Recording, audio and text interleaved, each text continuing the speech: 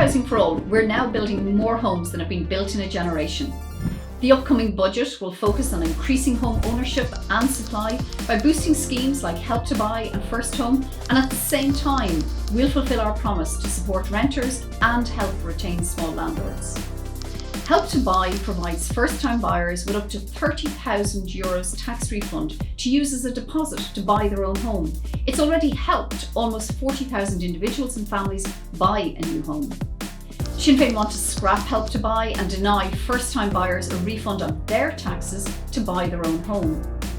The First Home scheme provides up to €100,000 to help first-time buyers buy a new home, and since last year it's already helped more than 1,700 individuals and families buy their own home.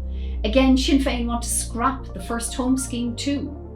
Vacant and derelict property grants provide up to €70,000 to turn vacant old buildings into comfortable homes. Sinn Féin want to scrap the vacant and derelict property grants too.